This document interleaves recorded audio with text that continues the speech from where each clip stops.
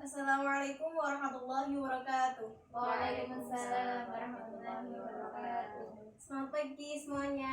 Pagi Bu. Apa kabar? Alhamdulillah luar biasa. Allahu Akbar. Yes. Baik, sebelum kita mulai pelajarannya, langkah baiknya kita berdoa terlebih dahulu ya. Berdoa mulai.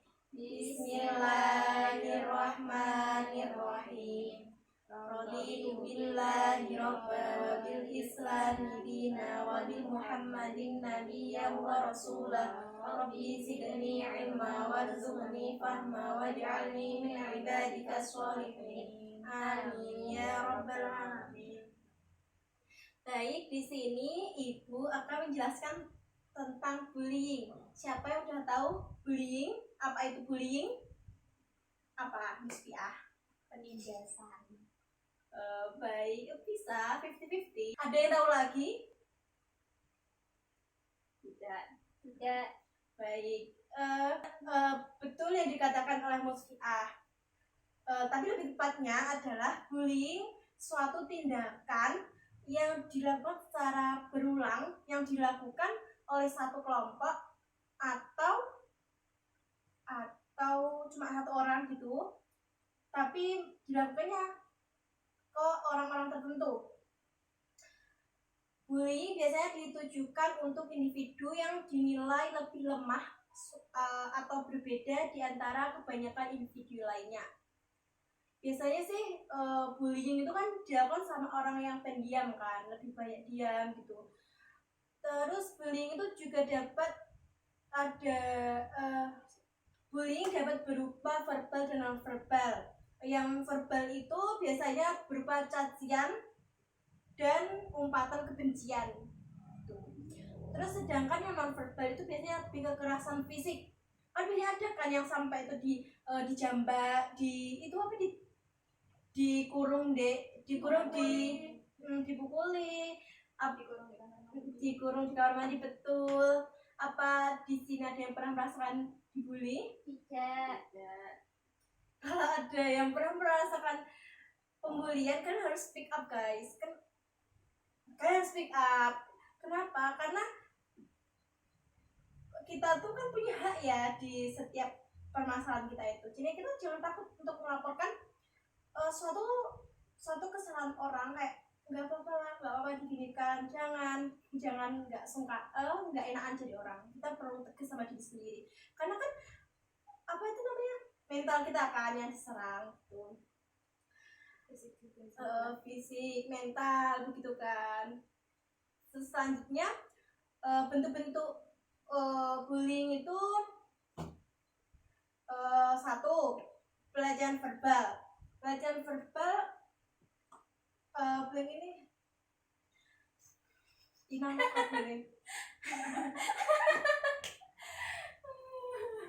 Apa pura-pura terus kira suara momet manusia begini. Pelecehan verbal itu adalah bullying berupa tindakan menghina, mencela, mengancam atau melecehkan secara verbal dengan kata-kata yang merendahkan atau menyakitkan. Biasanya kayak kamu sok cantik gitu kan. Kalau kita lihat sinetron gitu kan biasanya bully kan. Terus kayak lo sok cantik gitu gak sih? Terus yang kedua, pelecehan fisik.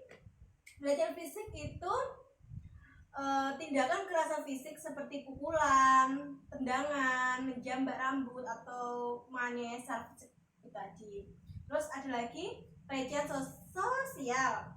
Bullying, selanjutnya ada bullying pelecehan sosial, yaitu bullying yang berupa tindakan mengecualikan, mengisolasi atau menyebarkan gosip dan fitnah tentang korban. Siapa yang bisa menggosip?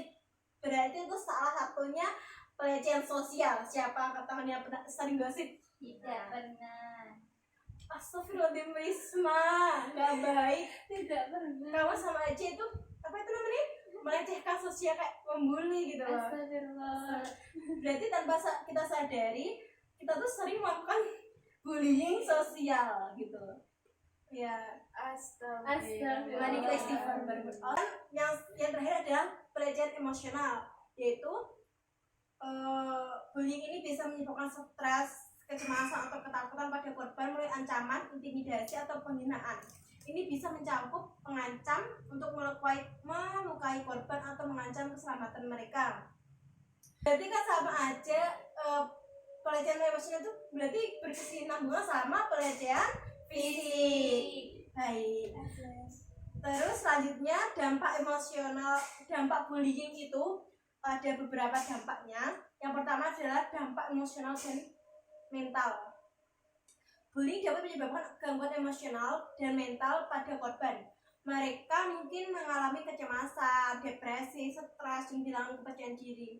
Bullying juga dapat menyebabkan isolasi sosial, perasaan kesepian, dan penurunan kualitas hidup secara keseluruhan. Berarti kan kurang kepercayaan dirinya tuh kurang gitu guys. Masalah selanjutnya, masalah kesehatan mental. Korban bullying memiliki resiko yang lebih tinggi untuk mengembangkan masalah kesehatan mental seperti gangguan kecemasan, gangguan suasana hati, dan gangguan makan seperti anoreksia atau bulimia. Beberapa korban bahkan dapat mengalami pemikiran atau perilaku bunuh diri. Kan banyak ya korban-korban gitu yang bunuh diri gara-gara dibully. Kalian tahu yang lagi viral, yang dulu sempat viral tentang anak yang dibully tapi malah dibuat tren TikTok. Kalau kalian tidak ada yang tahu ya udah lupakan, silahkan kalian cari di TikTok sendiri karena tuh di era globalisasi itu ada sisi positif dan negatifnya, plus minus depan. Kasian juga kan mereka, dia dibully sama teman-temannya, dia nggak berani tuh ngomong sama si orang tuanya, tapi kan ditanya tuh kayak sama tiktokers pokok dia tuh menceritakan, nggak tahu ya apa, lupa, dia tuh menceritakan kalau dia pernah dibully. Tapi semenjak viral itu konten tersebut viral, langsung sama masyarakat itu dibuat konten buat asik-asikan gitu loh.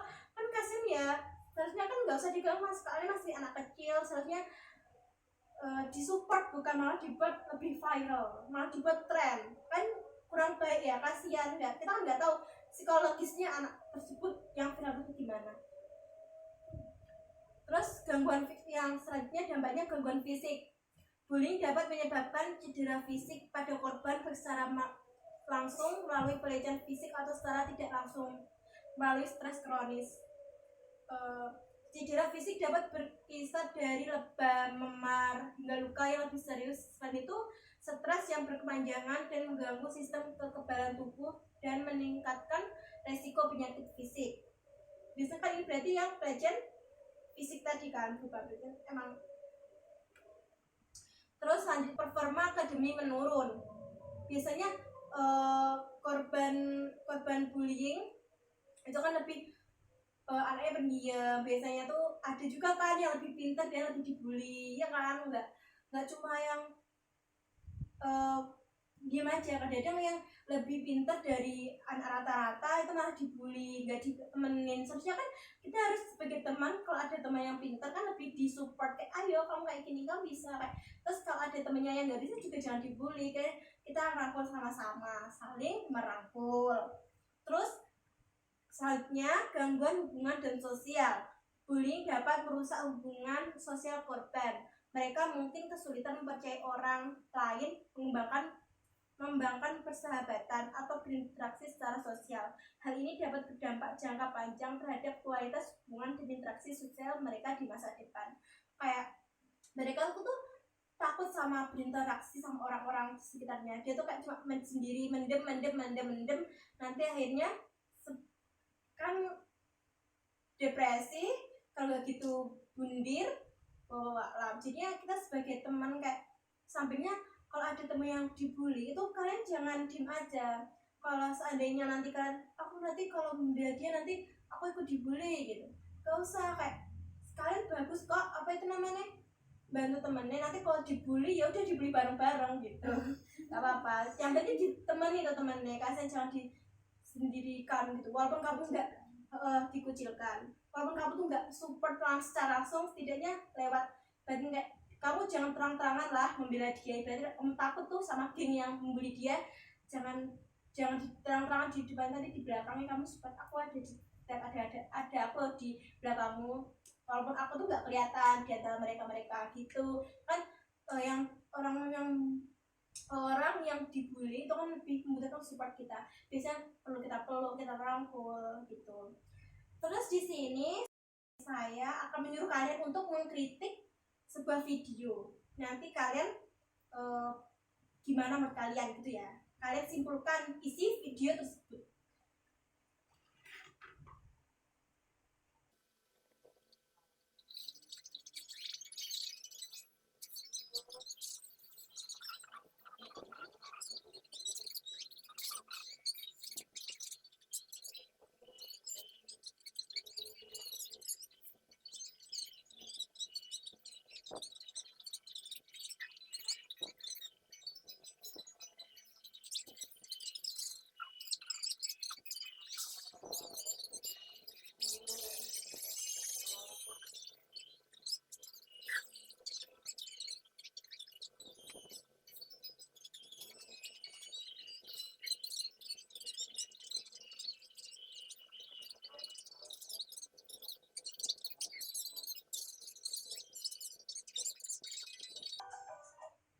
Baik,